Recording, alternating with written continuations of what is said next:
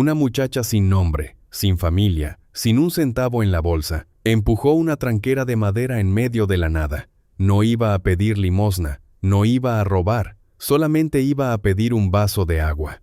Pero lo que pasó después de esa tranquera cambió el destino de 4 personas que nunca se habían visto en la vida. Y lo que quiero que te quedes pensando desde ahora mismo, antes de que yo empiece a contarte todo, es esto. ¿Qué tan diferente sería tu historia si una sola vez alguien hubiera tenido el valor de dejarte entrar? Quédate conmigo porque esta historia no termina como tú crees. El camino que cortaba aquel pedazo de campo no tenía nombre en los mapas, porque los mapas no se ocupaban de lugares donde el mundo parecía haberse olvidado de llegar. Era una vereda ancha de tierra roja, apretada entre cerros redondos cubiertos de pasto seco, y en ella casi no se veía gente a esa hora. El sol de la tarde castigaba sin piedad, y el silencio solo se rompía con el canto triste de una tórtola escondida en algún matorral. Un canto que parecía el de alguien que también había perdido el rumbo y no sabía a dónde ir. Por ese camino venía una muchacha. No venía corriendo, no venía llorando. Venía caminando con ese paso que aprende el que sabe que si se detiene a pensar en lo que le duele, no vuelve a levantarse. La maleta pequeña de cuero golpeaba contra su pierna a cada paso, marcando el ritmo de sus pisadas como un metrónomo de pobreza y resistencia. Y dentro de esa maleta había poca cosa que el mundo considerara de valor. Una muda de ropa, un peine de hueso que había sido de su madre, y un cuaderno de tapa dura donde una letra menuda y cuidadosa registraba recetas que venían de lejos, de abuela a hija, de hija a nieta, de nieta a mujer que ya no tenía a nadie más en el mundo.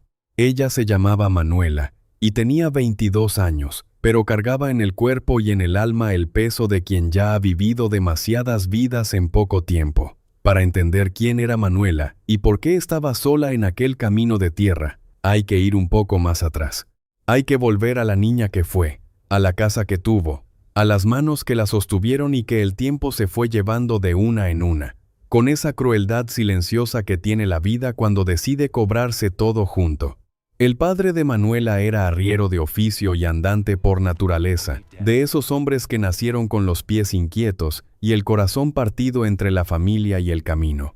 Murió en una caída de mula cuando ella todavía era niña, dejando atrás solamente deudas y la nostalgia tibia de un hombre que pasaba más tiempo en las veredas que en su propia casa. La madre, mujer de manos agrietadas y corazón manso, aguantó firme por 2 años más, remendando ropa ajena, vendiendo tamales en la esquina, cargando a la niña de la mano a todas partes porque no había con quién dejarla. Aguantó con esa dignidad callada que tienen las mujeres del campo cuando la vida las aplasta, que no gritan, no se quiebran, solamente agachan la cabeza y siguen, hasta que la tuberculosis hizo lo que la tristeza no había conseguido. La madre murió sin quejarse. ¿Cómo vivió? En silencio, con la mano de Manuela apretando la suya. Manuela quedó sola a los 16 años. No había herencia, no había pariente cercano. Lo que había era una tía abuela llamada Dora, que vivía en una casita alquilada al fondo de una pensión y se ganaba la vida con costuras menudas, reparando ropa que otros botaban y haciéndola renacer entre sus dedos hábiles. Tía Dora era mujer rígida por fuera, de pocas palabras y ningún abrazo espontáneo, pero tenía un cariño callado que se mostraba en los gestos, en el plato lleno que siempre aparecía a la hora justa, en la cobija extra que llegaba a los pies de la cama en las noches de frío, sin que nadie la hubiera pedido. Fue ella quien enseñó a Manuela a transformar poco en mucho dentro de una cocina, a estirar un puñado de harina en comida para 3 días, a hacer de un hueso de res un caldo que resucitaba hasta a un enfermo, a cocinar no con abundancia, sino con intención, con esa fe de que el alimento bien hecho cura lo que la medicina no alcanza. Manuela cuidó de tía Dora durante 5 años, viéndola apagarse despacio como vela que se gasta sin prisa. Cargó la ropa a la pileta cuando la tía ya no podía. Preparó los medicamentos a la hora exacta. Leyó en voz alta cuando los ojos de la tía fallaron. Y cuando el corazón de Dora finalmente descansó en una madrugada de marzo, Manuela se dio cuenta de que no tenía a nadie más en el mundo. El dueño de la casita apareció antes del entierro para preguntar cuándo desocupaba. No había periodo de gracia, no había compasión en el tono, solo la pregunta fría de quien ve una habitación libre y ya tiene otro inquilino esperando. Juntó lo poco que tenía en la maleta. Metió el cuaderno de recetas de su madre entre la ropa como quien guarda una reliquia sagrada, porque para Manuela ese cuaderno era exactamente eso. Era la voz de su madre sobreviviendo en tinta y papel. Eran las manos de su abuela moviéndose en cada instrucción. Era la prueba de que alguna vez había pertenecido a algo y a alguien, y partió sin mirar atrás, porque mirar atrás era un lujo que la gente sin suelo no se podía dar. Caminó casi 3 días por aquel camino de tierra roja. Paró en las orillas de los arroyos para beber agua.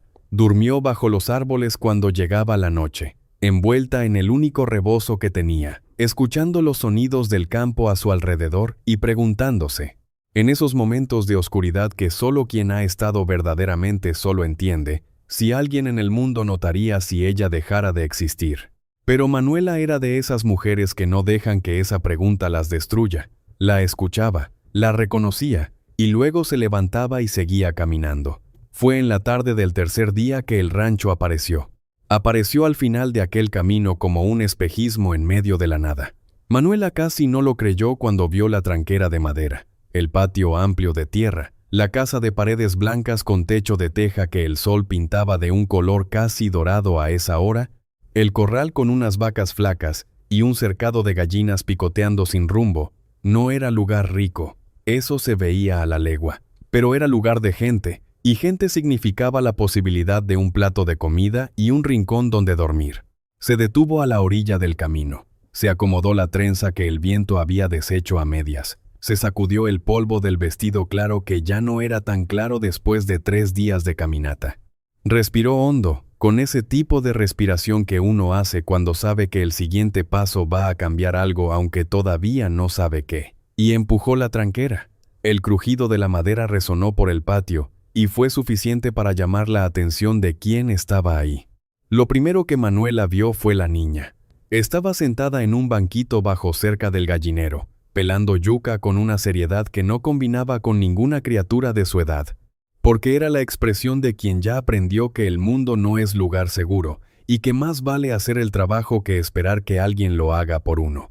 Tenía el cabello castaño cortado a la altura de la barbilla, un vestido sencillo de tela gastada y una mirada que medía a la extraña de la cabeza a los pies, sin decir nada, sin hacer seña, sin sonreír.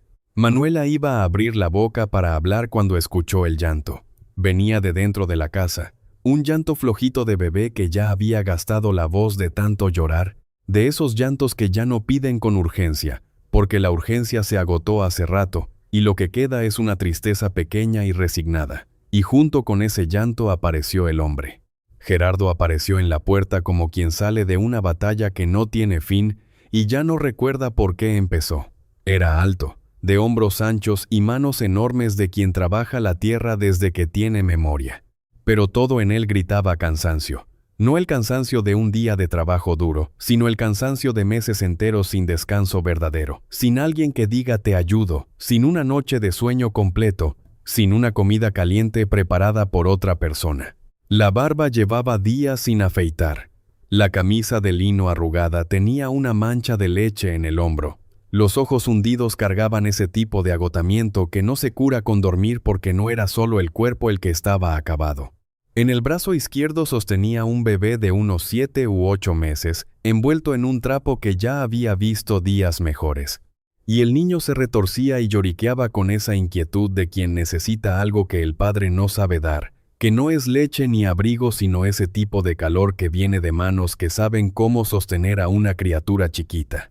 Gerardo miró a Manuela con sorpresa y con algo parecido a desconfianza, porque en aquellos tiempos mujer sola en el camino era cosa que levantaba preguntas que no siempre tenían respuestas cómodas.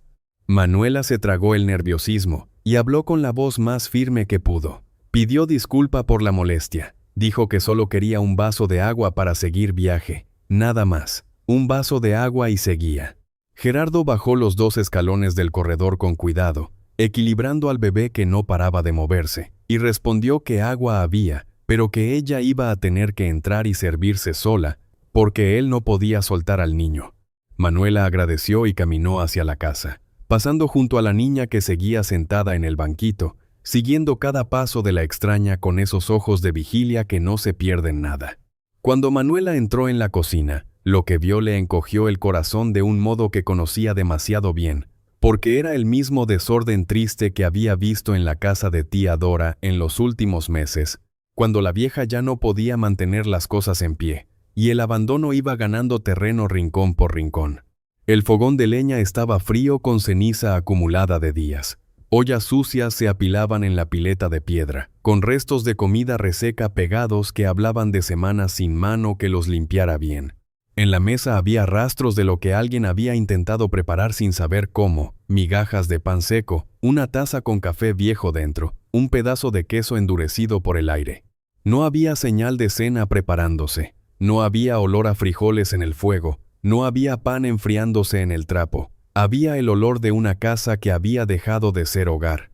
Manuela se sirvió agua y bebió despacio, mirando todo con ese ojo de mujer que ha aprendido a leer los cuartos como si fueran personas. Después miró otra vez la cocina, las ollas, el fogón muerto, la ventana por donde veía a Gerardo en el patio, intentando calmar al bebé sin éxito, mientras la niña volvía a pelar, yuca con movimientos mecánicos y cara de vieja en miniatura. Manuela pensó en el camino que la esperaba afuera, en los pueblos inciertos que venían después, en las puertas que podían abrirse o no según el humor del que las abriera. Y pensó en aquella casa que necesitaba de alguien, del mismo modo exacto en que ella necesitaba un lugar donde ser útil. La decisión se formó antes de que la razón pudiera discutir. Salió de la cocina, fue hasta el corredor donde Gerardo se había sentado con el bebé y habló sin rodeos, sin pedirle permiso a su propio coraje. «Don Gerardo, yo vi que el fogón está frío y los niños no han cenado. Si usted me deja quedarme esta noche, yo puedo hacer la cena, y si la cena le gusta, mañana platicamos lo demás». Gerardo miró a aquella muchacha de trenza deshecha y vestido empolvado que había aparecido de la nada, ofreciendo comida como quien ofrece salvación, y sintió una mezcla de asombro y desconfianza peleando con el cansancio que ya no aguantaba más. Debía decir que no. Debía agradecer la educación y mandar a la muchacha a seguir camino, que ya bastante tenía él con lo suyo para andar recogiendo desconocidas en la puerta, pero el bebé lloraba en su brazo. La hija estaba allá afuera pelando yuca sola como una vieja en miniatura, y hacía 3 días que ninguno de ellos comía una comida de verdad. Una comida que supiera a que alguien la había hecho con cuidado. La vergüenza de admitir que no podía solo pesaba menos que el hambre de los hijos. Asintió con la cabeza en un gesto corto, y Manuela no esperó a que cambiara de opinión. Entró en la cocina como quien entra a un campo de trabajo. Se arremangó las mangas del vestido y empezó por el fogón. Limpió la ceniza vieja con movimientos rápidos y seguros. Acomodó la leña que estaba apilada en el rincón. Y con la habilidad de quien hizo aquello toda la vida, encendió el fuego al primer intento, como si el fogón la hubiera estado esperando. Mientras las llamas agarraban fuerza, rebuscó en la alacena con la minuciosidad de quien sabe encontrar comida donde otros ven nada. Encontró frijoles remojados que nadie había cocido, un pedazo de tocino viejo que todavía servía, harina de maíz, unos huevos, y la yuca que la niña estaba pelando afuera, que Manuela le pidió con un gesto desde la ventana. No era mucho, pero Manuela había aprendido con su madre que cocinar no es cuestión de abundancia, es cuestión de saber. En menos de 1 hora, aquella cocina que olía a abandono olía a comida de verdad. Los frijoles burbujeaban espesos y oscuros en la olla de hierro, con ese olor a tierra buena y tocino que se mete en las paredes y se queda días. La yuca cocida humeaba en una fuente. Los huevos estrellados brillaban en el sartén negro, y el olor se esparcía por la casa entera como una presencia viva que iba empujando la tristeza fuera de cada rincón, diciéndole al abandono que ya no era bienvenido ahí. La niña fue la primera en aparecer en la puerta de la cocina, atraída por el olor como animalito salvaje que olfatea alimento pero no se fía todavía. Se quedó parada en el umbral, mirando a Manuela con esa mezcla de hambre y desconfianza que partía el corazón, sin entrar, sin hablar, sin pedir. Manuela no forzó conversación. Acomodó la mesa con lo que encontró, puso 3 platos, sirvió la comida en silencio, como si hiciera eso todos los días, como si perteneciera a aquella cocina desde siempre. Y esperó. Gerardo entró con el bebé en el brazo, se detuvo en la puerta y se quedó mirando la mesa puesta con una expresión que Manuela no supo leer del todo, pero que parecía dolor mezclado con otra cosa, con algo parecido a alivio y a gratitud, y a esa culpa rara que siente el que lleva mucho tiempo solo y de repente descubre que no tiene por qué seguir estándolo. Se sentó despacio, acomodó al niño en el regazo y miró el plato como si no creyera que era real. Comieron casi sin hablar.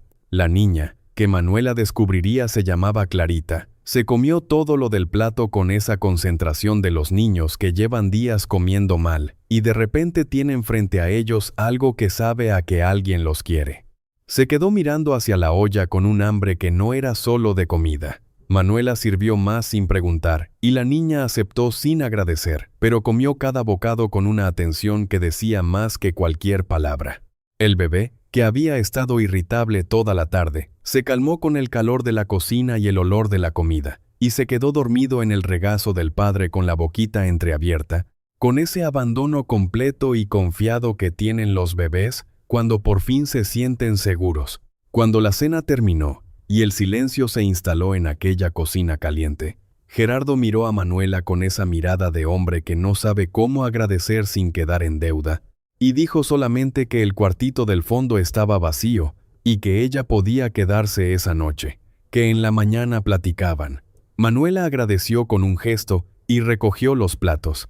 Lavó todo en silencio mientras Gerardo llevaba a los niños a los cuartos.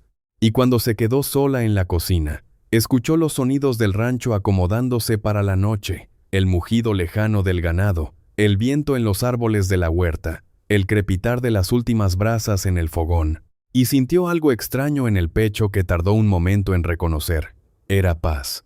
Una paz pequeña e incierta, que podía desaparecer en la mañana, pero que por ahora era real.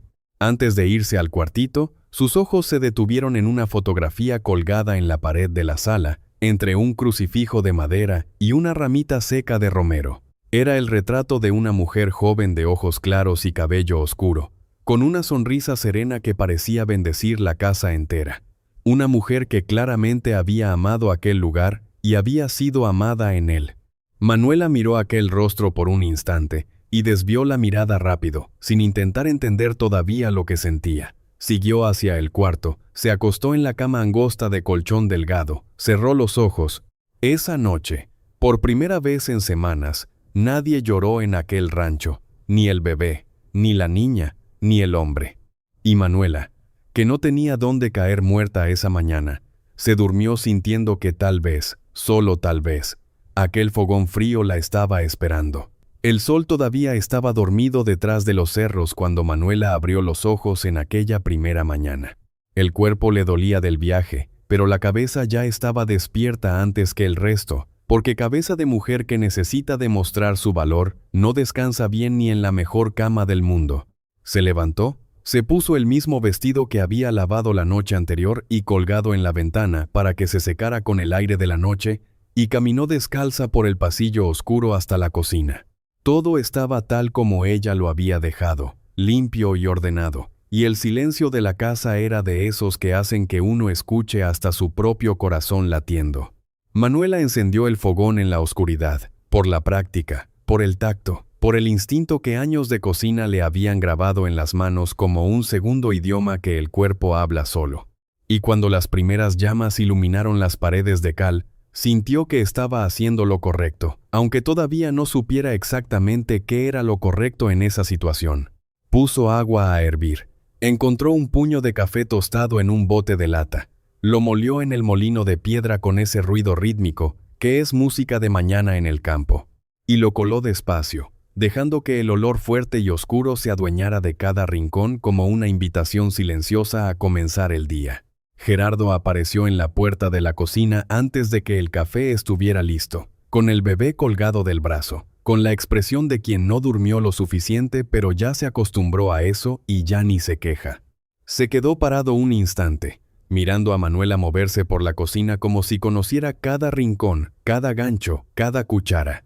Y algo en aquella escena lo incomodó de un modo que no pudo explicar. No era incomodidad mala. Era la incomodidad de ver a alguien ocupar un espacio que había estado vacío por demasiado tiempo. como cuando uno abre la ventana después de meses cerrada, y la luz entra fuerte en los ojos y duele un poco aunque se agradezca. Manuela notó su presencia sin hacer ceremonia, y le ofreció café, ya preparando de paso una taza de leche tibia para el bebé, con el cuidado preciso de quien sabe que criatura chiquita necesita alimento en la medida justa, ni muy frío ni muy caliente, ni muy espeso ni muy aguado. Gerardo aceptó el café y se sentó a la mesa sin saber bien qué decir, porque platicar en la mañana no era costumbre que hubiera mantenido desde que Rosa se fue. Fue ahí, en ese café de la primera mañana, con el fogón ardiendo y los niños todavía dormidos y el campo despertándose afuera, que los dos cerraron el trato sin necesitar muchas palabras. Gerardo dijo que no tenía dinero para pagar sueldo, que el rancho estaba produciendo solo lo básico desde que había quedado solo, que el ganado, la siembra, el mantenimiento de la tierra, todo eso apenas daba abasto para un hombre que además tenía que correr para adentro a cada llanto de los hijos. Manuela respondió que no pedía sueldo, que pedía techo, comida y el derecho de quedarse mientras fuera útil. Dijo que sabía cocinar, lavar, coser, cuidar huerta y criar niños. Que no le tenía miedo al trabajo pesado, que lo único que necesitaba era un lugar donde ser necesaria. Gerardo giró la taza entre las manos gruesas, mirando el café como si las respuestas estuvieran flotando adentro, y después asintió con la cabeza de ese modo económico, que Manuela aprendería a reconocer como su manera de decir todo sin gastar una sílaba. Así quedó el acuerdo, simple como apretón de manos en la tranquera, y Manuela se arremangó las mangas antes de que el sol terminara de salir. Los primeros días fueron de trabajo duro y silencio cauteloso. 2 personas aprendiendo a moverse en el mismo espacio sin pisarse, midiendo distancias, calibrando confianzas. Manuela transformó aquella cocina abandonada en corazón de casa otra vez con una velocidad que asombraba. Se levantaba antes que todos, encendía el fuego, preparaba café con pan de maíz, alimentaba al pequeño Toñito con atole hecho en su punto, y tenía el almuerzo listo cuando Gerardo volvía del campo cubierto de sudor y polvo, con las manos toscas de tierra y los ojos cansados. La casa fue ganando olor a gente que cuida. Las ollas volvieron a brillar en el gancho de la pared. La ropa apareció lavada y doblada en los baúles. El patio fue barrido cada mañana hasta quedar limpio como sala de fiesta. La huerta que se había vuelto monte ganó deshierve nuevo, y poco a poco fueron brotando ahí matas de col, cebollín, cilantro y hierba buena que Manuela plantó con semillas que le pidió a un arriero de paso, convenciendo al viejo con un café y una sonrisa de que no le costaba nada dejar caer unas semillas al pasar. Gerardo observaba todo con un asombro que intentaba disimular. Volvía del campo y encontraba la casa transformada cada día, los hijos limpios y alimentados, la cena humeando en el fogón, y sentía una gratitud tan grande que a veces le dolía en el pecho, porque la gratitud cuando se mezcla con culpa se vuelve un nudo difícil de desatar. La culpa de que hacía falta una extraña para darle a sus hijos lo que él solo no había podido darles. La culpa de que la casa estaba mejor desde que llegó una desconocida que desde antes de que Rosa se fuera. Y la culpa más pesada de todas, esa que no se puede nombrar en voz alta y que él empujaba debajo del trabajo como quien entierra algo que da miedo ver a la luz. La historia de Gerardo y Rosa era una de esas historias de amor de campo que no hacen ruido pero que son tan sólidas como la tierra donde se plantan. Se habían conocido de jóvenes, en una feria de pueblo, cuando Rosa bailaba con el cabello suelto, y Gerardo era el muchacho tímido que la miraba desde afuera del ruedo sin atreverse a acercarse. Don Norberto, el vecino de tierras, había sido el que lo empujó literalmente hacia ella, diciéndole que los hombres que esperan permiso del miedo se quedan solos. Y Gerardo se acercó, torpe y colorado, y Rosa se rió de él primero, y después bailó con él toda la noche.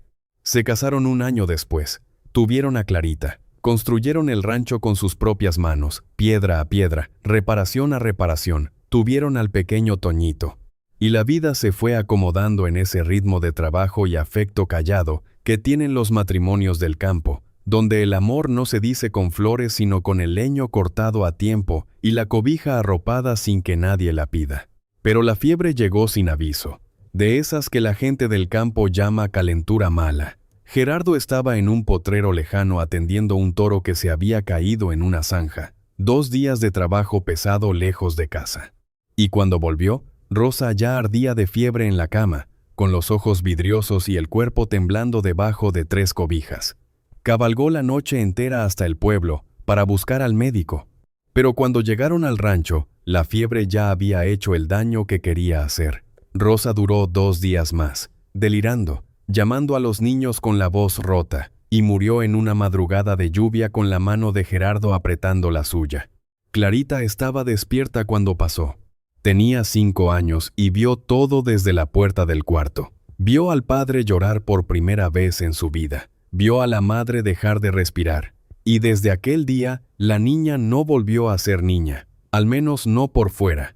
Por dentro seguía siendo una criatura que necesitaba a su madre, pero por fuera se había convertido en una piedra pequeña y dura que nadie podía romper.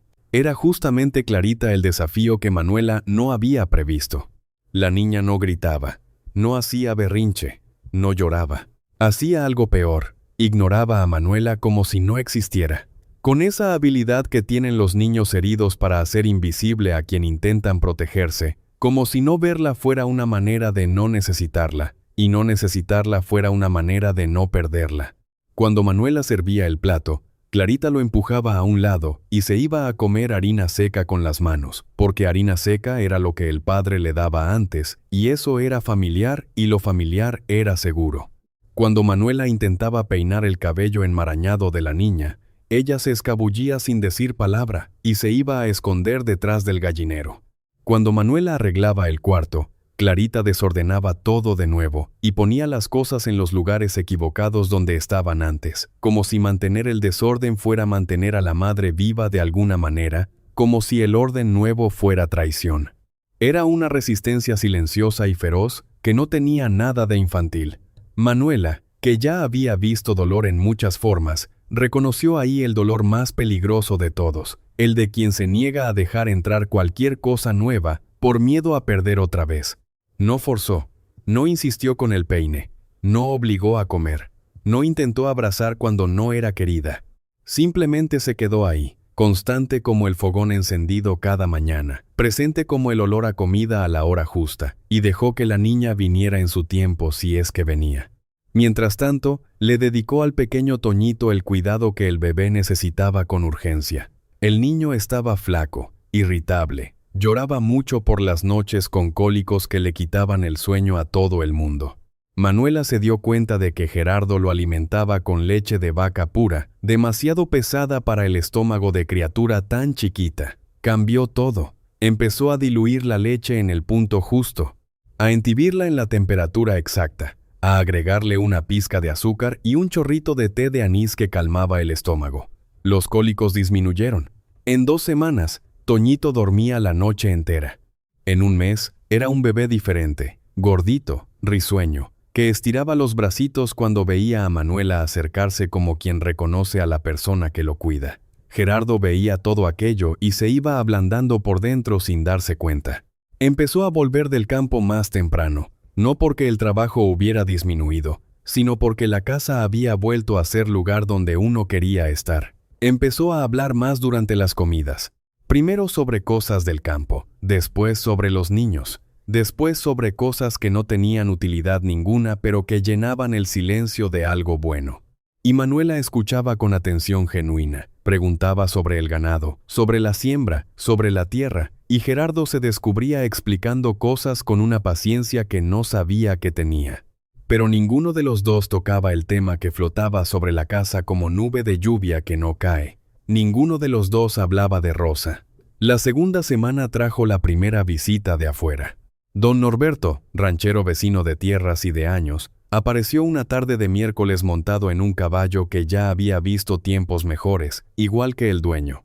Era hombre respetado en la región, viudo también, pero de viudez antigua, de esas que se vuelven costra alrededor del pecho, y la persona termina confundiendo el luto con la identidad.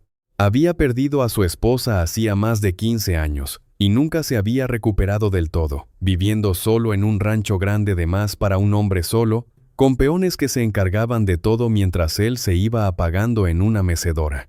Don Norberto quería a Gerardo como se quiere a un hijo que no se tuvo. Venía de vez en cuando a verificar si el muchacho estaba aguantando el peso.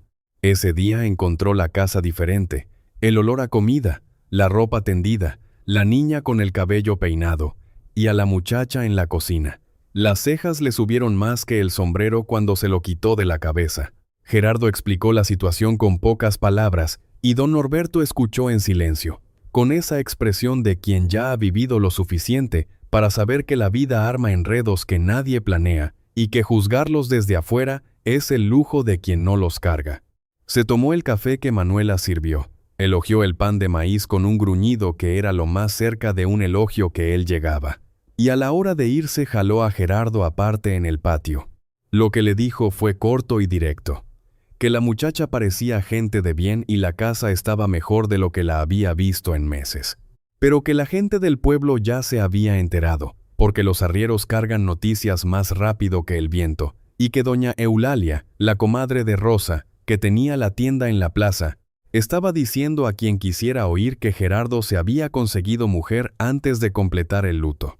Gerardo sintió la sangre calentarse, pero don Norberto levantó la mano pidiendo calma y dijo que no estaba ahí para juzgar, que cada quien sabe el dolor que carga y el remedio que necesita, pero que tuviera cuidado, que chisme de pueblo es capaz de destruir más que una creciente.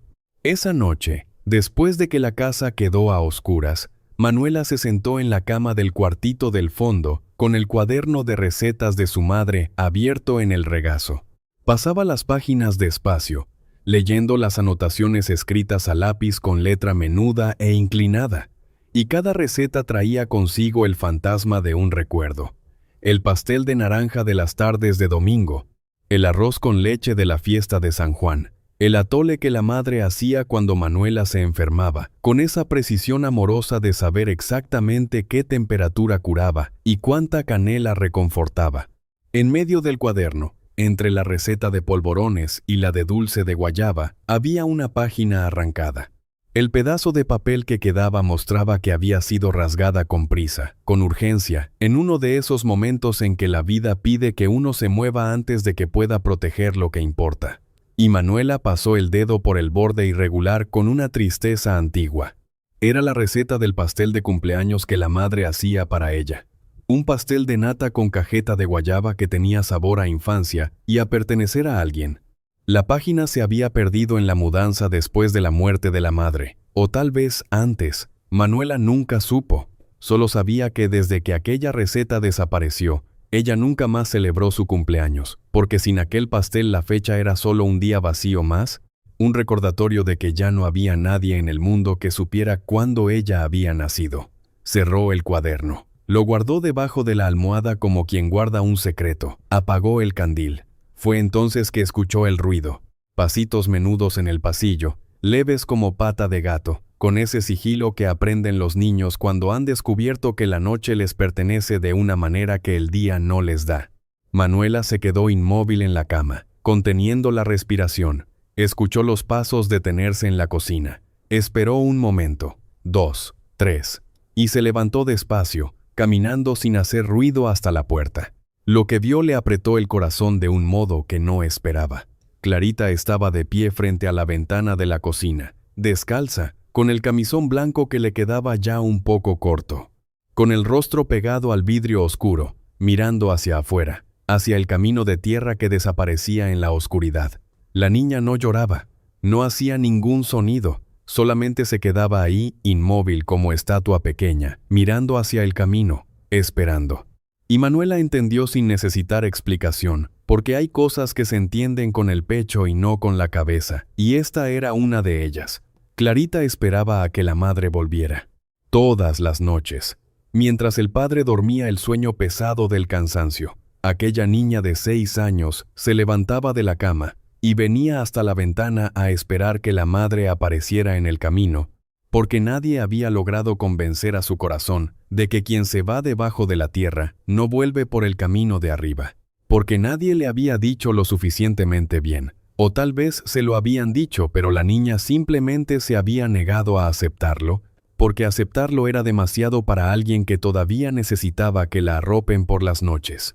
Manuela regresó al cuarto en silencio, sin que la niña se diera cuenta. Se acostó con los ojos abiertos en la oscuridad por mucho tiempo, sintiendo el peso de lo que ahora sabía. Cuidar de aquella casa no era solo cuestión de fogón encendido y ropa lavada.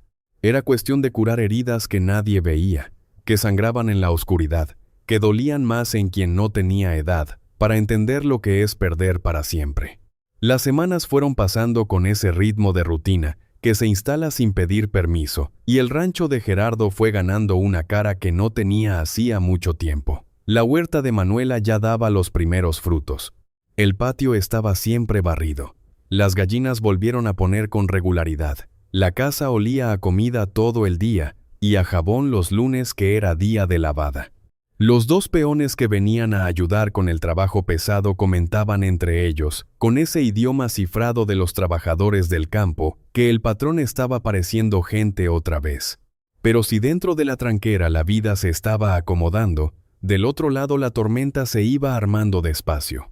El chisme llegó al pueblo antes de que Manuela cumpliera un mes en el rancho, y llegó de la peor manera posible, que es por boca de quien se cree dueño de la moral ajena. Doña Eulalia era viuda del antiguo dueño de la tienda, y ahora dueña ella misma del comercio y de todas las conversaciones que pasaban por él. Había sido comadre de Rosa, madrina de bautizo de Clarita, y se consideraba guardiana de la memoria de la difunta con esa convicción que tienen algunas personas de que el duelo de los demás les pertenece un poco. Era mujer de fe ruidosa y caridad selectiva, de esas que rezan el rosario en la puerta de la iglesia para que todo el mundo vea y hablan de la vida de los demás, como si fuera servicio comunitario, como si estar enterada de los problemas del prójimo fuera una forma de rezar por ellos. Cuando un arriero que se había cruzado con la muchacha en el camino comentó en la tienda que había visto a una joven desconocida entrando al rancho del viudo, doña Eulalia sintió que había recibido una misión sagrada.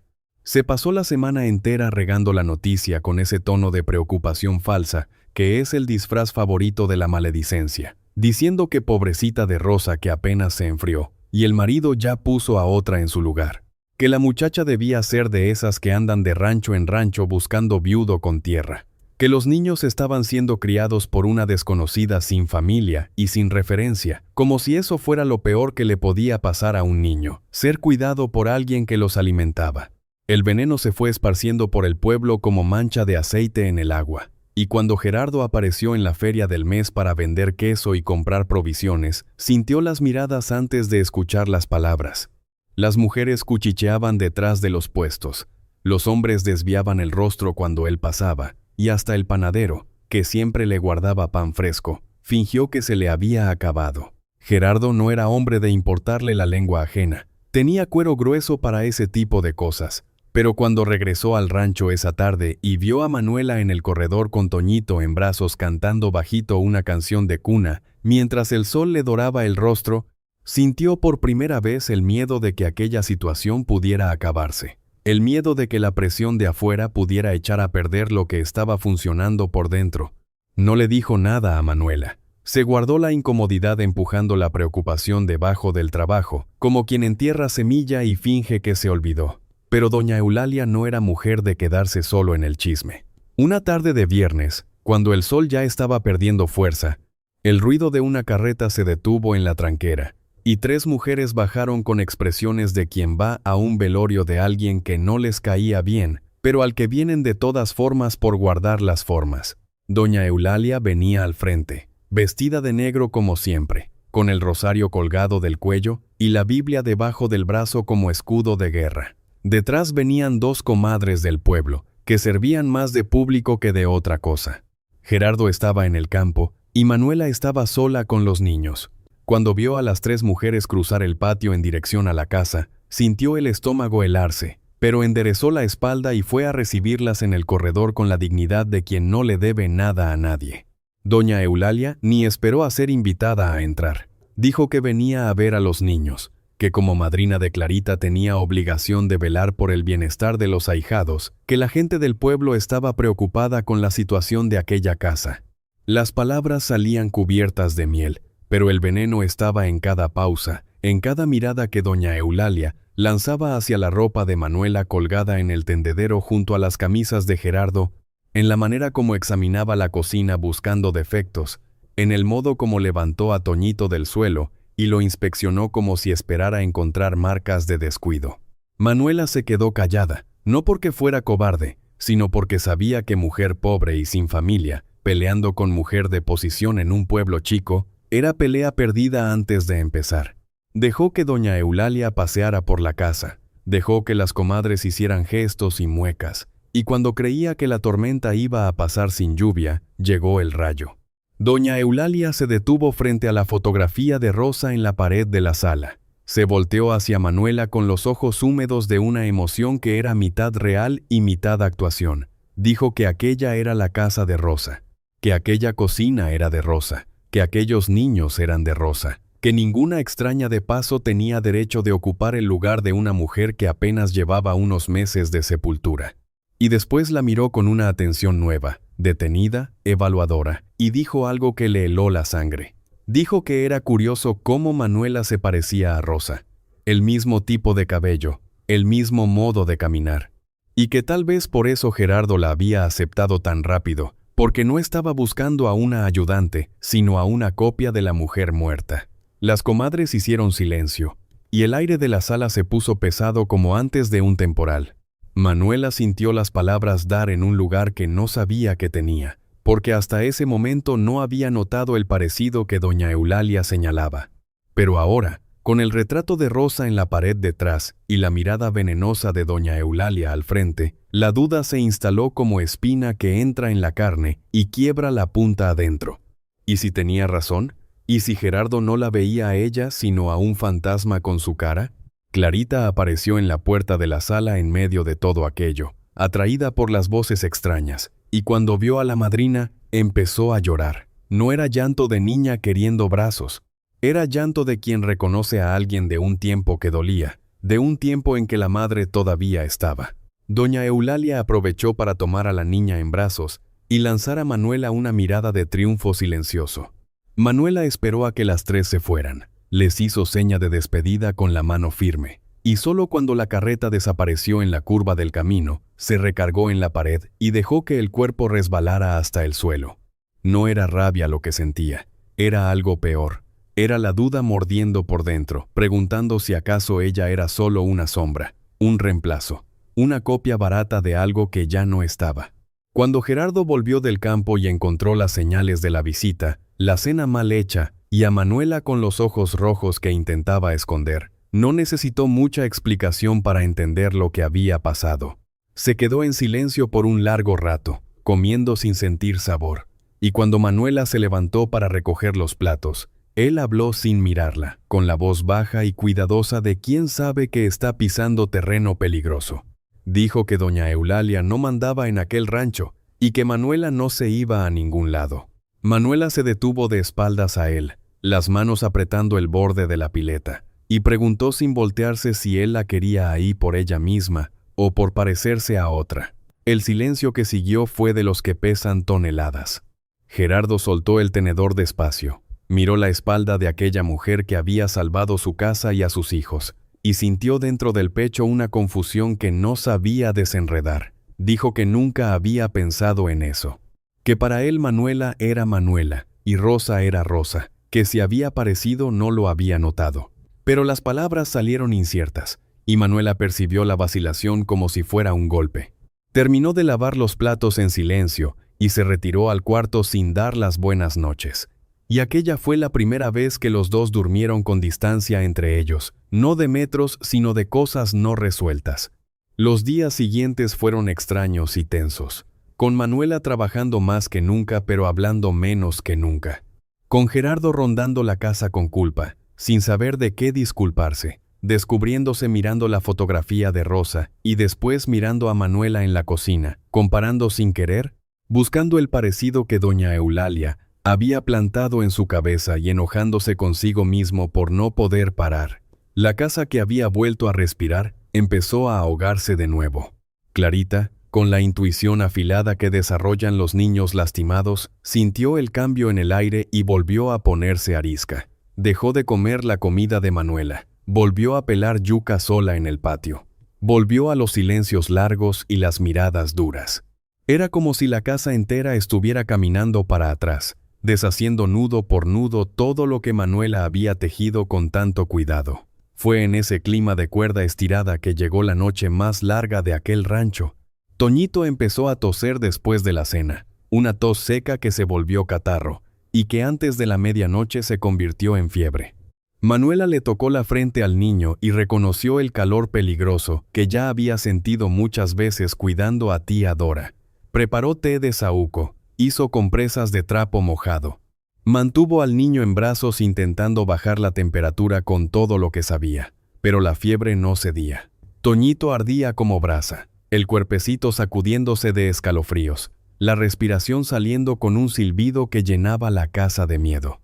Gerardo, al ver al hijo en ese estado, sintió el terror subir por la espalda como cosa viva, porque aquella escena era la repetición exacta de lo que había pasado con Rosa, la misma fiebre, el mismo temblor, la misma mirada vidriosa. La memoria regresó entera, cruel, y con ella vino el pánico de quien ya sabe cómo puede terminar esta historia.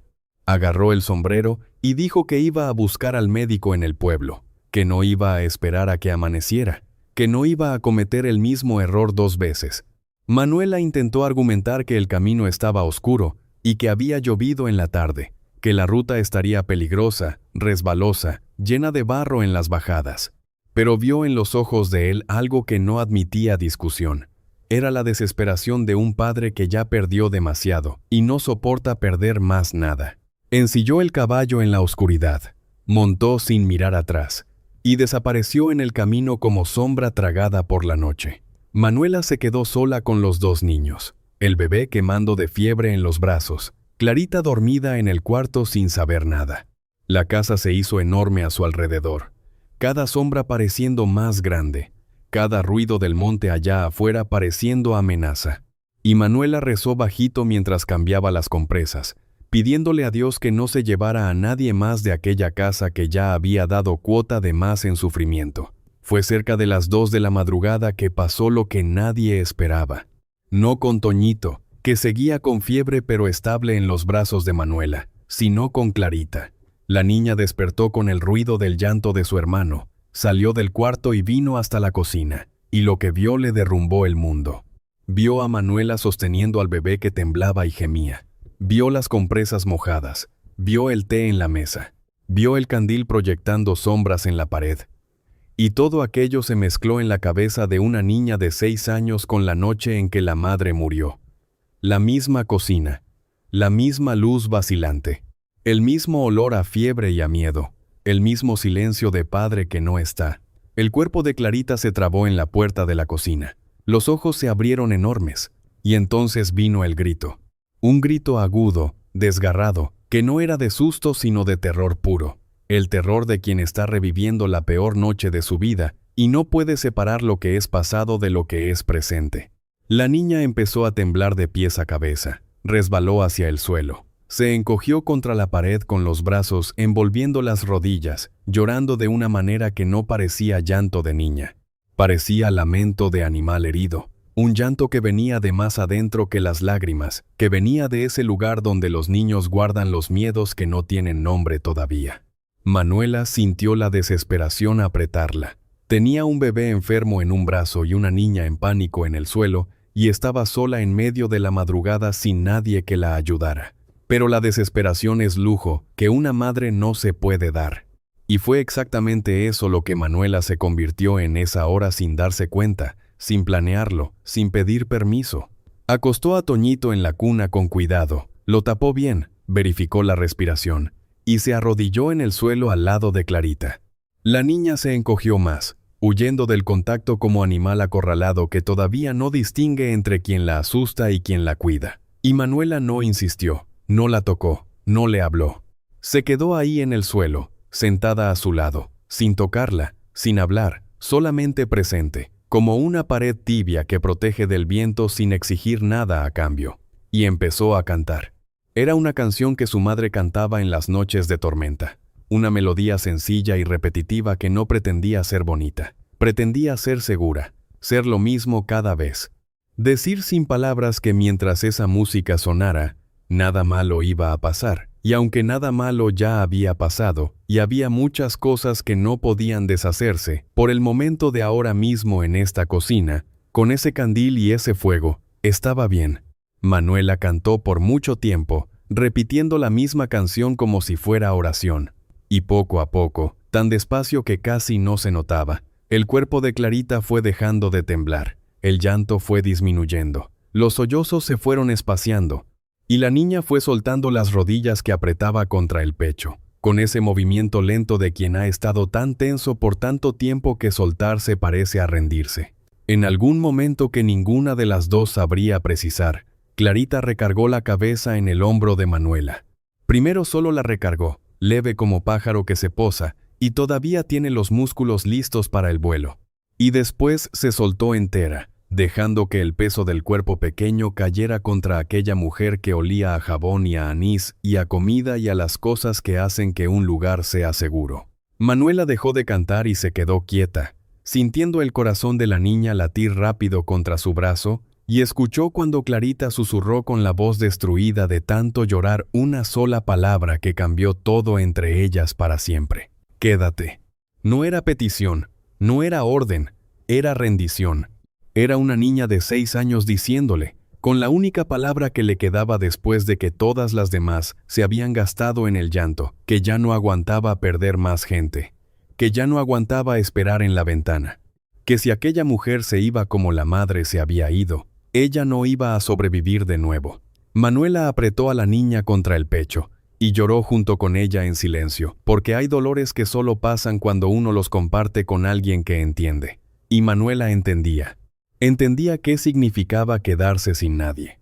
Entendía el miedo de abrir los ojos y no encontrar la cara que necesitabas encontrar. Entendía todo eso con el cuerpo entero, y no solo con la cabeza. El amanecer encontró a las dos dormidas en el piso de la cocina, recargadas en la pared, Clarita enroscada en el regazo de Manuela como cachorro que por fin encontró refugio. Toñito dormía en la cuna al lado, la respiración más tranquila, la fiebre visiblemente más baja. Así fue como Gerardo las encontró cuando llegó con el médico del pueblo, casi al salir el sol, empapado de lluvia y de lodo, el caballo reventado de cansancio. Se detuvo en la puerta de la cocina y se quedó mirando aquella escena sin poder moverse. Porque lo que veía no era una empleada cuidando niños que no eran suyos. Era una madre sosteniendo a los hijos de él como si fueran lo más valioso del mundo. Con la espalda apoyada en la pared más fría de la casa y el cuerpo entero en posición de protección, como si incluso dormida Manuela estuviera poniendo su cuerpo entre los niños y cualquier cosa que pudiera hacerles daño. El médico examinó a Toñito, dijo que era inflamación de garganta, que la fiebre iba a ceder con los tés y las compresas que Manuela ya estaba haciendo, que la muchacha había actuado bien y que el niño se iba a poner bueno en pocos días. Gerardo le agradeció al médico, pagó la visita con queso y mantequilla porque el dinero estaba corto. Y cuando se quedaron solos otra vez, se arrodilló al lado de la silla donde Manuela ahora estaba sentada con Clarita todavía dormida en su regazo, y la miró con una claridad que no había sentido desde la muerte de Rosa. Entendió que la pregunta sobre el parecido con Rosa era la pregunta equivocada.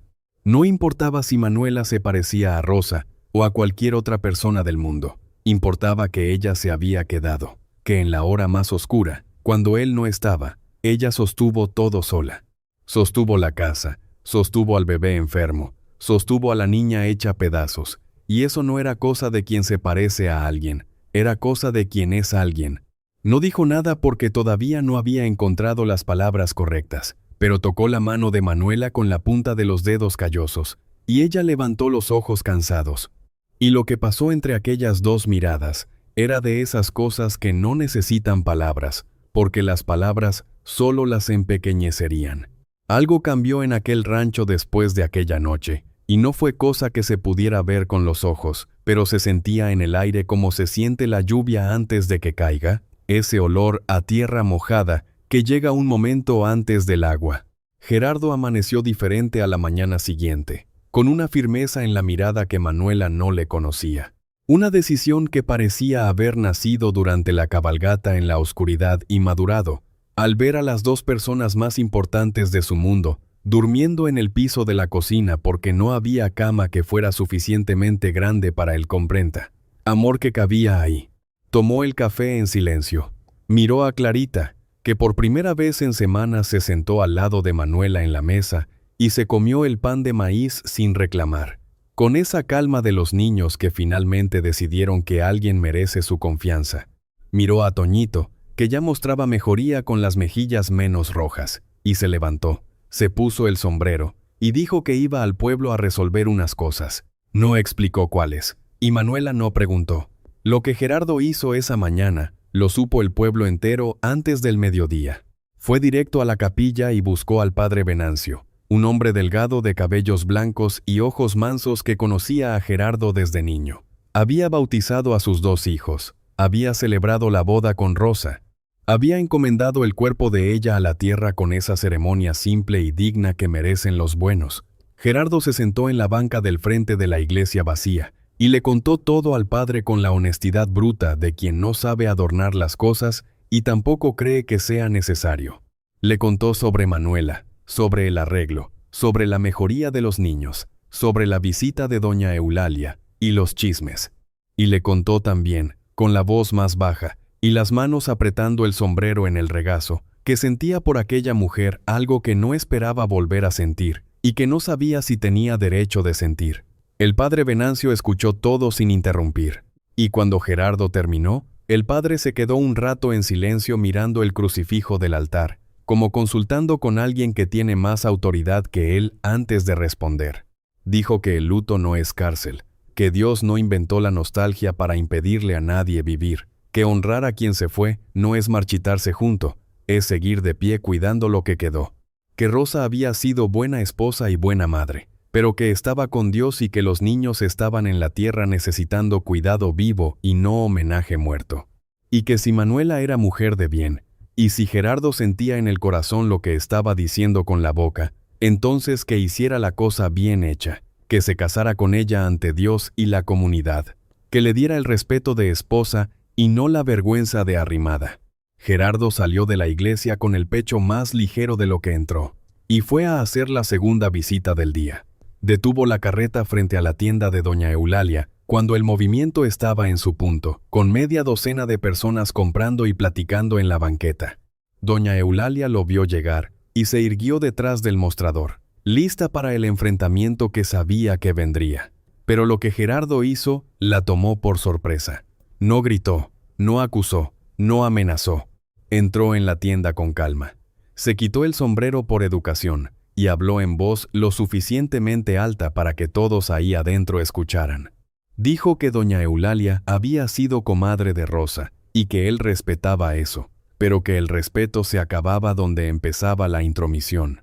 Dijo que Manuela era mujer honrada que había salvado a sus hijos de pasar hambre y crecer sin cuidado, que ella había hecho más por aquella familia en semanas de lo que todo el pueblo había hecho en un año de viudez, porque nadie, ni doña Eulalia, con toda la preocupación que decía tener, se había aparecido para ayudar cuando él se estaba hundiendo. El silencio en la tienda era de cortar con cuchillo. Doña Eulalia abrió la boca para responder, pero Gerardo continuó. Dijo que se iba a casar con Manuela, que el padre Venancio ya sabía, que las amonestaciones se leerían el domingo, y que quien quisiera hablar podía hablar a sus anchas, porque chisme nunca impidió boda de gente decente. Lo dijo mirando a doña Eulalia a los ojos con una firmeza que no admitía réplica. Se puso el sombrero de vuelta, compró en el mostrador, pagó exacto y salió. La gente en la tienda se quedó mirándose unos a otros sin saber qué decir. Y doña Eulalia, por primera vez en años, se quedó sin respuesta. No porque le faltaran palabras, sino porque en el fondo de aquel pecho cubierto de rosario y juicio, algo reconoció que Gerardo tenía razón. Ella no se había aparecido para ayudar, ninguna de ellas lo había hecho, y a veces la verdad duele más que cualquier ofensa. Gerardo volvió al rancho al comienzo de la tarde y encontró a Manuela en la huerta, de rodillas en la tierra, deshiervando entre las matas de col con Toñito sentado en una manta al lado y Clarita jugando cerca de ella por primera vez. No junto, pero cerca, lo que ya era una conquista enorme. Bajó de la carreta, Caminó hasta la huerta y se quedó mirando aquella escena por un instante, grabándola en la memoria. Manuela levantó los ojos y vio algo diferente en el rostro de él, una ligereza que no le conocía, y se quedó esperando sin levantarse, con las manos sucias de tierra y el corazón acelerado sin saber el motivo. Gerardo se agachó frente a ella ahí mismo en la huerta, entre las matas de col y cebollín, con el olor a tierra mojada subiendo alrededor, y habló del único modo que sabía, sin adornos, sin discurso, sin rodilla en el suelo como en las novelas que nunca había leído. Dijo que había ido al pueblo a hablar con el padre, y que quería casarse con ella si aceptaba. Dijo que no podía prometer el mundo porque el mundo de él era pequeño, era solo aquel rancho, aquel ganado, aquellos niños, pero que todo eso lo compartía de corazón abierto. Dijo que sabía que ella había llegado ahí pidiendo solo una cena y un techo, que él era incapaz de ofrecer palabras bonitas, pero que podía ofrecer un apellido, un hogar de verdad, y la certeza de que nunca más necesitaría dormir sin saber dónde despertar. Manuela se quedó mirándolo con los ojos llenos de agua y la boca temblando, y preguntó con la voz quebrándosele si él quería casarse con ella misma, con Manuela, y no con el recuerdo de otra persona. Gerardo entendió el peso de aquella pregunta. Sostuvo el rostro de ella entre las manos grandes, que todavía tenían polvo del camino. Miró dentro de los ojos castaños que no eran iguales a los de Rosa, porque los de Rosa eran claros, y la nariz que no era igual porque la de Rosa era fina, y la boca que no era igual porque la de Rosa era más pequeña. Y dijo que estaba mirándola a ella, solo a ella, que era Manuela la que había encendido el fogón de su casa otra vez. Era Manuela la que le había enseñado a su hijo a dormir. Era Manuela la que había sostenido a su hija en el piso de la cocina, cuando el mundo se estaba derrumbando, y que era con Manuela con quien quería envejecer en aquel corredor. Ella dijo que sí sin decir la palabra, porque el sí salió en forma de llanto y risa al mismo tiempo, de esas respuestas que el cuerpo da antes que la boca. Y Clarita, que estaba lo suficientemente cerca para escuchar todo, se quedó mirando de lejos con esa seriedad que era su marca registrada. Manuela miró a la niña y extendió la mano sucia de tierra, sin obligar, sin jalar, solamente ofreciendo como había hecho desde el primer día. Clarita se quedó quieta por un instante, que pareció durar todo el tiempo del mundo. Y entonces caminó despacio, paso a paso, y sostuvo la mano de Manuela con sus dedos pequeños apretando fuerte. No dijo nada, no necesitaba. Gerardo miró las dos manos entrelazadas y supo que aquella era la bendición que faltaba, más importante que la del padre, más importante que la del pueblo entero. La boda se fijó para 3 semanas después, tiempo suficiente para las amonestaciones y para que Manuela cosiera un vestido decente con tela que Gerardo compró en el pueblo, eligiendo el color más claro que encontró porque le pareció que era el que le iba a quedar bien, que era el color del comienzo. El padre Venancio leyó las amonestaciones los 2 domingos siguientes y nadie se presentó para impedir, aunque Manuela estaba segura de que doña Eulalia estaría en primera fila para poner objeción. Pero doña Eulalia no apareció en la iglesia, y Manuela supo después, por boca de don Norberto, que la dueña de la tienda se había quedado callada desde el día en que Gerardo le habló, que algunas de las comadres habían empezado a cambiar de tono, diciendo que al fin y al cabo el viudo tenía razón, y que nadie había ido a ayudar cuando lo necesitaba. La gente es así, se voltea para donde cambia el viento, y a veces basta con que una persona diga la verdad en voz alta para que el castillo de chismes se derrumbe entero. El día de la boda amaneció con ese cielo limpio de septiembre que solo el campo conoce, azul de doler de tan bonito, con un viento tibio que traía olor a flor de azahar de la huerta. La ceremonia sería sencilla en la capillita del pueblo, con pocos invitados, sin lujos que nadie podía pagar, pero con una dignidad que vale más que cualquier lujo.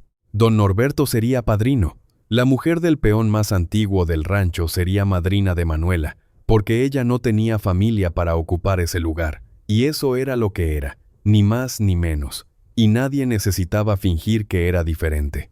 Manuela se arregló en el cuartito del fondo, que pronto dejaría de ser solo suyo. Se puso el vestido nuevo de algodón claro con encajito en el cuello que ella misma había bordado por las noches después de que los niños se dormían, con esa paciencia de quien pone amor en cada puntada. Se trenzó el cabello con flores de azahar que Clarita había cortado en la huerta. Y fue justamente ese detalle lo que hizo llorar a Manuela antes de la ceremonia. Las flores habían aparecido encima de su cama tempranito, sin nota, sin explicación, solo las flores, puestas con ese cuidado de los niños cuando hacen algo que les parece importante. Manuela sabía que había sido Clarita, porque nadie más despertaba antes que el sol en aquella casa. En la iglesia, Gerardo esperaba con el traje que solo salía del baúl en ocasión especial, el mismo que había usado para casarse con Rosa. Y no lo escondió ni pidió disculpas por eso, porque para Gerardo usar aquel traje no era repetir el pasado, era demostrar que la vida continúa sobre los mismos cimientos, y que eso no le quita nada a nadie. Cuando Manuela entró en la capilla sosteniendo un ramo de flores del campo, con Clarita caminando a su lado, porque la niña había pedido acompañarla y nadie se lo negó, avanzando con la cabeza en alto, porque no tenía padre que le diera el brazo, pero tenía dignidad para caminar sola. Gerardo sintió los ojos arderle y no se avergonzó. El padre Venancio celebró la ceremonia con palabras que hablaban de comenzar de nuevo y de valentía, de manos que se extienden en la oscuridad y encuentran otras manos, de hogares que se construyen sobre ruinas con mejor arquitectura que antes, porque quien ya conoce cómo se cae una casa, sabe construirla más sólida.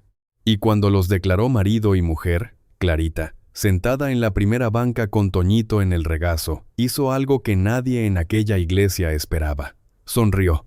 Una sonrisa pequeña, casi invisible, la primera sonrisa de aquella niña en más de un año. Una sonrisa que era tan pequeña que la mayoría no la vio.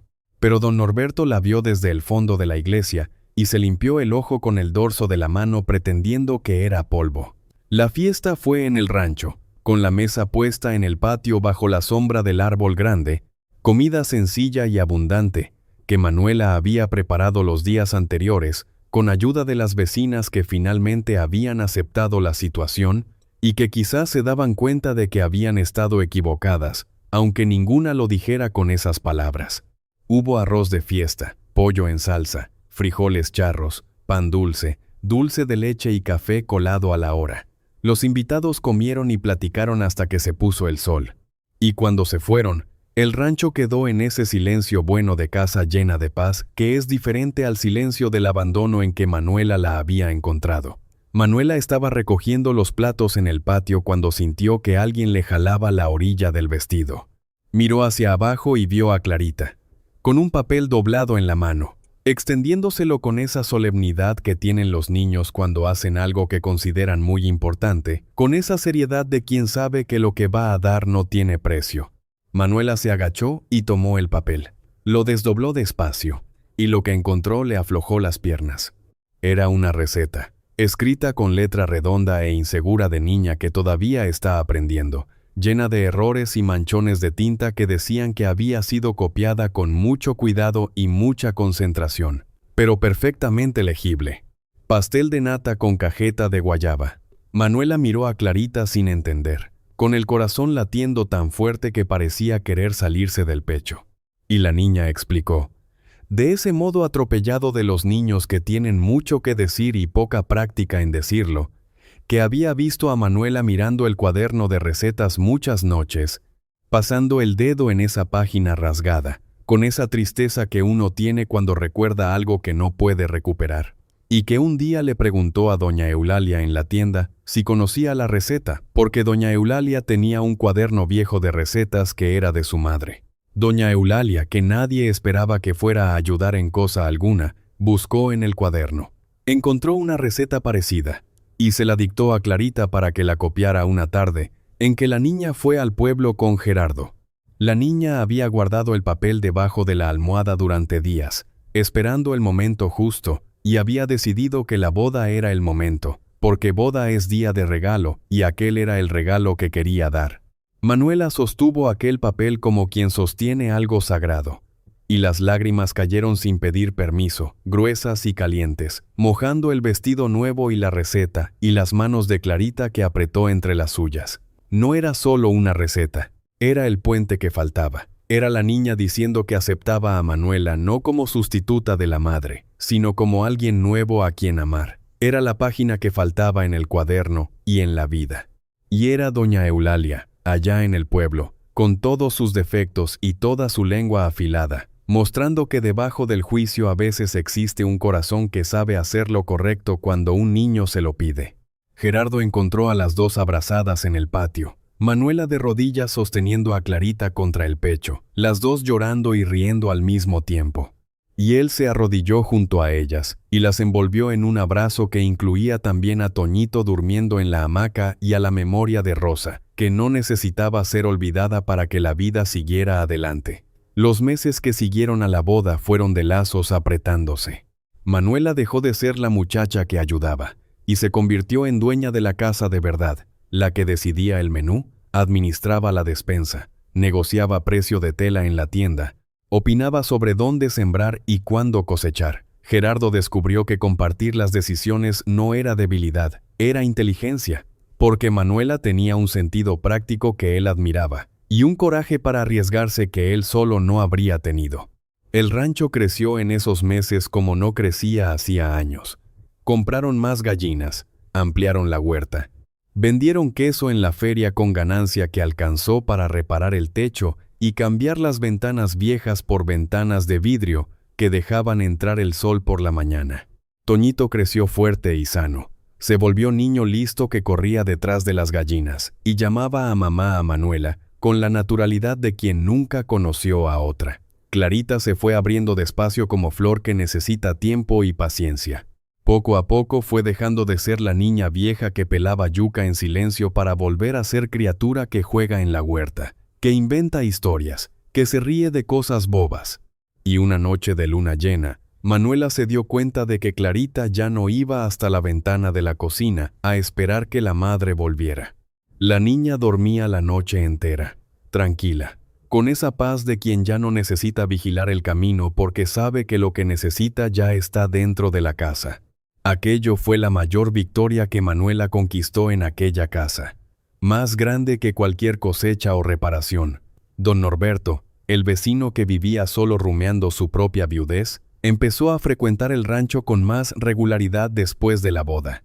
Venía al almuerzo del domingo y se quedaba la tarde entera, jugando con los niños de modo torpe de quien no tiene práctica pero tiene ganas. Y Manuela notaba que el viejo estaba cambiando, que la convivencia con una familia viva estaba descongelando algo dentro de él que la soledad había endurecido.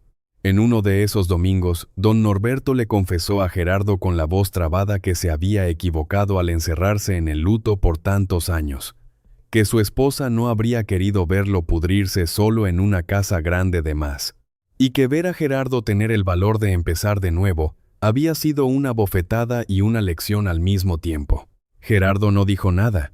Solamente le llenó el vaso al viejo otra vez, porque en el campo hay cosas que se dicen mejor en el silencio compartido que en cualquier discurso.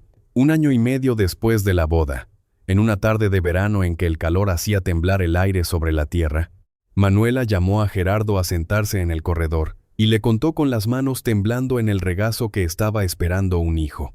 Gerardo se quedó quieto por un instante con la expresión vacía de quien recibe una noticia demasiado grande para que el rostro la alcance de una vez.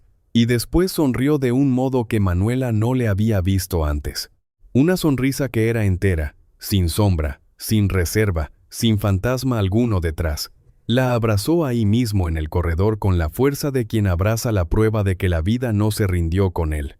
La criatura nació en la primavera siguiente. Un niño al que llamaron Antonio, en honor al padre de Manuela, que el camino se había llevado antes de tiempo pero que ella nunca olvidó. Doña Eulalia mandó de regalo un juego de ropita tejida a mano con una nota corta que decía solamente para el niño con deseos de salud. Y Manuela guardó aquella nota junto con la receta que Clarita había copiado, porque eran pruebas de que la gente puede cambiar cuando el tiempo y la verdad hacen su trabajo. Los años pasaron con la prisa que tienen los años cuando la vida se vive de verdad. Toñito creció y se hizo muchacho trabajador que ayudaba al padre en el campo con la misma dedicación silenciosa de Gerardo. Clarita se convirtió en muchacha bonita y estudiosa que aprendió a leer con el padre Venancio y después les enseñó a los niños del vecindario debajo del árbol grande del patio, porque el pueblo no tenía escuela y ella decidió que iba a hacerlo ella misma, con la misma terquedad con que de pequeña había resistido todo lo que no quería aceptar y que ahora aplicaba a construir lo que creía necesario. Antonio, el menor, creció escuchando que tenía 2 padres en el cielo, el abuelo arriero y la tía Rosa que cuidaba las estrellas, y nunca sintió que aquella familia remendada fuera menos familia que cualquier otra, porque nadie le hizo sentir que fuera así. El rancho prosperó hasta convertirse en el más grande de la región, con pasto bueno, ganado gordo, huerta que daba fruta todo el año, y una casa grande de ventanas abiertas donde siempre había gente en la mesa y comida en el fogón.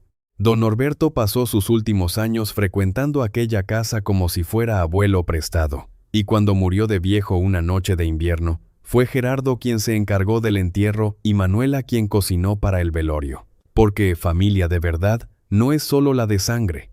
Mucho tiempo después, cuando el cabello de Gerardo ya se había puesto completamente blanco y las manos de Manuela ya tenían las marcas de toda una vida de trabajo bien hecho, los dos se sentaron en el mismo corredor donde todo se había decidido.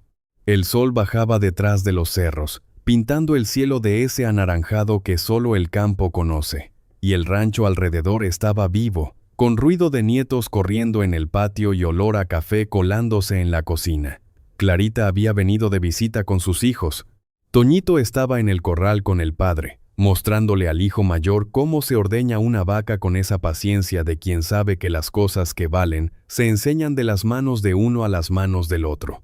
Antonio mandaba cartas desde la ciudad donde había ido a estudiar, y en cada carta venía un pedazo de nostalgia y la promesa de volver.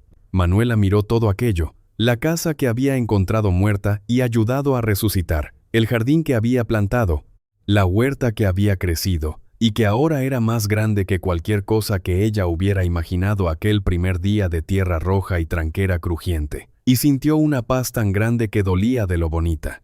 Gerardo le tomó la mano como hacía todas las tardes en aquel corredor, entrelazando los dedos callosos con los de ella, y le preguntó si se acordaba del día en que llegó. Manuela sonrió, y dijo que se acordaba de todo, del fogón frío, del bebé llorando, de la niña seria en el patio, y del miedo enorme que sintió de que la mandaran de vuelta en la mañana, de tener que recoger la maleta y seguir el camino hacia ningún lugar en particular. Gerardo meneó la cabeza despacio y dijo que el miedo de él aquel día era otro, era el miedo de aceptar ayuda, de admitir que no podía solo, de dejar que alguien entrara en una casa que él había cerrado con llave junto con el dolor, como si abrir la puerta fuera dejar escapar algo que todavía necesitaba guardar. Manuela recargó la cabeza en el hombro de él y murmuró bajito, con esa sonrisa tranquila de quien ya no necesita demostrar nada: «Si usted me deja quedarme, yo puedo hacer la cena». Gerardo se rió con esa risa baja y ronca de hombre viejo que ya lloró todo lo que tenía que llorar y ahora solo sabe reír. Respondió que ella había hecho mucho más que la cena, que había hecho la casa entera, la familia entera, la vida entera. Y Manuela le apretó la mano y dijo que no lo había hecho sola, que él había dejado la tranquera abierta aquella tarde, y que a veces eso es lo que Dios le pide a uno, no grandes hazañas, no milagros, solamente que uno abra la tranquera cuando alguien necesita entrar. Y así termina esta historia, que no es de amor a primera vista, no es de pasión que nace en un rayo y muere en la tormenta, es de amor que se construye en el fogón encendido de madrugada, en la mano que sostiene a un niño en noche de fiebre, en el plato puesto a la hora exacta, en el silencio que dice más que un discurso, en la receta copiada por una niña con letra de niña y voluntad de mujer. Gerardo y Manuela. ¿Qué importa el nombre? Porque esta historia sucede cada vez que alguien tiene el valor de extender la mano y alguien tiene el valor de aceptarla. Si este video te llegó al corazón, si en algún momento sentiste que la garganta se te apretó, o los ojos se te nublaron, o simplemente sonreíste solo ahí donde estás, entonces ya sabes lo que te pido. Dale like a este video para que más gente pueda encontrar esta historia. Suscríbete al canal si todavía no lo has hecho, y activa la campanita para que ninguna historia se te pase. Compártelo con alguien que necesite escuchar hoy que empezar de nuevo no es debilidad, es lo más valiente que existe. Y cuéntame en los comentarios cuál fue el momento que más te apretó el pecho. ¿Fue el grito de Clarita en el piso de la cocina? ¿Fue la propuesta de matrimonio en la huerta entre las matas de col? ¿O fue aquel papel doblado con la receta que una niña guardó debajo de la almohada, esperando el momento justo para darlo? Quiero saber qué se quedó en tu corazón. Hasta la próxima historia. Quédate con Dios y que Él bendiga tu casa, así como bendijo la de Gerardo y Manuela.